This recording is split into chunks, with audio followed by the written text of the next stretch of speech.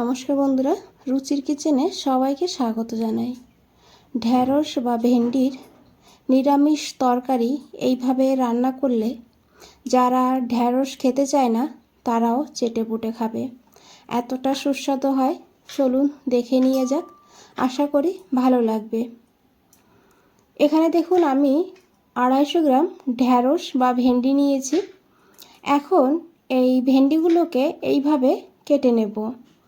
তো দুই সাইড থেকে কেটে ফেলে দিয়েছি, আর তারপরে যেহেতু ভেন্ডিগুলো একটু বড় সাইজে তাই আমি এইভাবে কেটে নিলাম। এইভাবে একটু কেটে নিলে তাহলে কিন্তু ভেতরে মশলাটা ঢুকতে পারে। আর ভেন্ডিগুলো একটু জালি দেখে নেবেন, এতে ভেন্ডিগুলো খেতে ভালো লাগবে। তো এখানে আমি সব ভেন্ডিগুলোই কেটে নিয়েছি। আর এদিকে দেখুন একটা কড়াই বসিয়ে দিয়েছি। কড়াইতে দিয়েছি 2 চামচ সরষের তেল। রান্নাটা আমি সরষের তেলেই করেছি, তবে সাদা তেলেও করা যাবে। তেলটাকে খুব ভালো করে গরম করে নিতে হবে।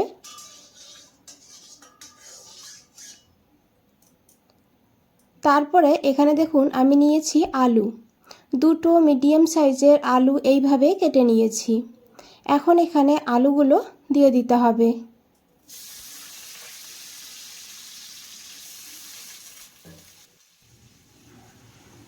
এখন এখানে দিয়ে দিতে হবে একটু লবণ।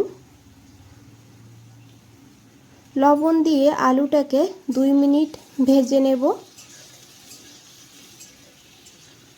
আলুটাকে ঢাকা দিয়ে ভাজবো, তাহলে তাড়াতাড়ি ভাজা হবে, আবার আলুটা অনেকটা নরমও হবে।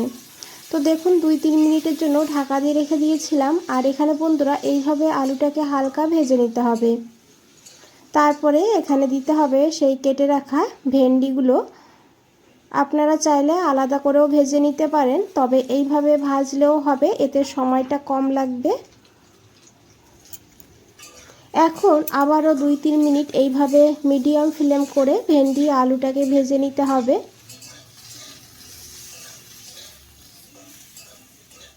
তো দেখুন বন্ধুরা, এখানে আলু ভেন্ডি ভাজা হয়ে গিয়েছে। এখন এগুলোকে তুলে নিতে হবে, আর এইভাবে ভেজে নিতে হবে। ভেন্ডিটাকে এইভাবে একটু ভেজে নিলে ভেন্ডির কালারটাও সুন্দর থাকে, আর ভেন্ডিগুলো কিন্তু খেতেও ভালো লাগে। তো এখানে আমি আলু আর ভেন্ডিকে তুলে নিয়েছি। আর এই কড়াইতেই দিয়েছি আরও 2 চামচ সরষের তেল। তেলটাকে খুব ভালো করে গরম করে নিয়েছি। তারপরে দিয়েছি এখানে শুকনো লঙ্কা, একটা শুকনো লঙ্কা এইভাবে ফাটিয়ে দিয়েছি। তার সঙ্গে দিয়েছি এখানে 1/2 চামচ গোটা জিরা, আর কয়েক দানা মেথি দিয়েছি। মেথি অল্পই দেবেন। এখন এই ফোড়নটাকে ভালো করে একটু ভেজে নেব, আর গ্যাসের ফ্লেমটা কিন্তু একদম লোতে রাখতে হবে এই সময়। আর ফোড়ন ভাজা হয়ে গেলে সুন্দর একটা গন্ধ যখন বেরিয়ে যাবে, তখন এখানে দিতে হবে 1 চামচ বেসন। দেখুন আমি চামচটা ভর্তি করেই দিয়েছি। বেসনটাকে দিয়ে এখন বেসনটাকে ভালো করে ভেজে নেব, যত সময় না বেসনের কালারটা চেঞ্জ হয়ে যাচ্ছে। হাই ফ্লেমে বা মিডিয়াম ফ্লেমে ভাজবেন না, তাহলে কিন্তু বেসন তাড়াতাড়ি করে কালো হয়ে যাবে, খেতে ভালো লাগবে না। তো দেখুন বন্ধুরা, বেসন ভাজা হয়ে গিয়েছে, বেসনের কালারটা একদম চেঞ্জ হয়ে গিয়েছে। এখন এখানে একটু জল দিয়ে দিতে হবে, না হলে বেসনটা বেশি রকম ভাজা হয়ে যাবে। আর তাছাড়া কিছু গুঁড়ো মশলাও যোগ করব, সেই কারণে দিয়েছি প্রথমেই 1/2 চামচ আদা বাটা। যেহেতু নিরামিষ বানিয়েছি আমি, সেই কারণে এখানে অল্প করে একটু আদা বাটা দিয়েছি।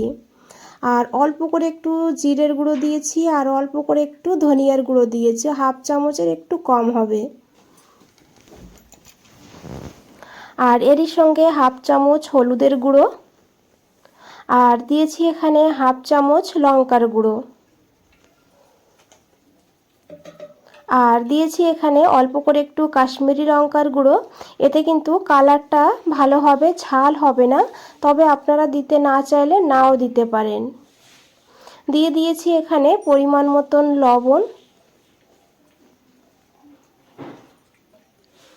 এখন খুব ভালো করে মিশিয়ে নিতে হবে, আর মশলাগুলোকে ভালো করে কষিয়ে নিতে হবে। দেখুন বন্ধুরা, মশলা থেকে তেল ছাড়তে শুরু করে দিয়েছে। এখন দিয়েছি এখানে একটা কাঁচা লঙ্কা ছোট ছোট করে কেটে। ভালো করে আবারও মিশিয়ে নিতে হবে। ঝালের পরিমাণ আপনারা আপনাদের প্রয়োজন মতো নেবেন এখানে। আর এখন এখানে অল্প জল দিয়ে দেব, যেহেতু বেসন দিয়েছি তাই মশলাটা কিন্তু খুব তাড়াতাড়ি শুকিয়ে যাবে। সেই কারণে যদি শুকিয়ে যায় তাহলে অল্প অল্প করে এইভাবে গরম জল দিয়ে কষিয়ে নেবেন। এইভাবে অল্প অল্প করে জল দিয়ে কষিয়ে নিলে মশলার স্বাদটা কিন্তু দুর্দান্ত হয়। তো দেখুন, মশলার থেকে বেশ ভালোভাবে তেল ছেড়ে দিয়েছে আর মশলাটাও কিন্তু কষানো হয়ে গিয়েছে। এখন এখানে দিয়ে দিতে হবে সেই ভেজে রাখা আলু আর ভেন্ডিগুলো। খুব ভালো করে মিশিয়ে নিতে হবে মশলার সঙ্গে। আর বন্ধুরা, রেসিপিটা দেখে যদি একটু ভালো লেগে থাকে একটা লাইক করে দেবেন, চ্যানেলটাকে সাবস্ক্রাইব করে পাশে থাকবেন, কমেন্টসে জানাবেন কেমন লেগেছে। তো দেখুন, খুব ভালো করে কষিয়ে নিয়েছি। এখন এখানে দিয়েছি প্রায় 1 গ্লাস হালকা গরম জল। জলটাকে দিয়ে খুব ভালো করে মিশিয়ে নিতে হবে। খুব বেশি জল দেবেন না, কারণ রান্নাটা কিন্তু খুব ঝোল হবে না, সেইভাবে আমি জলটা দিয়েছি। ভালো করে মিশিয়ে নিয়ে ঢাকা দিয়ে রান্না করব প্রায় 5 থেকে 6 মিনিট। 6 মিনিট হয়ে গিয়েছে, আমি ঢাকনাটা সরিয়ে নিয়েছি। দেখুন কতটা লোভনীয় লাগছে দেখতে, কালারটা কতটা সুন্দর হয়েছে। আর এখানে আলু আর ভেন্ডি কিন্তু ভালোভাবে সিদ্ধ হয়ে গিয়েছে বন্ধুরা। আর এই ভেন্ডি আলুর তরকারি কিন্তু খেতে দুর্দান্ত লাগে, ভাত পাশাপাশি রুটি পরোটার সঙ্গে অসাধারণ লাগে খেতে। একবার হলেও এই পদ্ধতিতে বানিয়ে দেখবেন, তারপরে আমাকে জানাবেন কেমন লেগেছে। এখানে আমি কয়েক দানা চিনি দিয়ে দিয়েছি টেস্টটাকে ব্যালেন্স করার জন্য, তবে আপনারা দিতে না চাইলে নাও দিতে পারেন। দিয়ে ভালো করে মিশিয়ে নিয়েছি। তারপরে একটু ধনেপাতা কুচি ছড়িয়ে দিয়েছি। ধনেপাতা হাতের কাছে না থাকলে তাহলে এখানে আপনারা একটু গরম মশলার গুঁড়োও দিতে পারেন। দিয়েছি কাঁচা লঙ্কা কুচি। তারপরে গ্যাসটা বন্ধ করে দিয়েছি, দিয়ে ভালো করে মিশিয়ে নিতে হবে।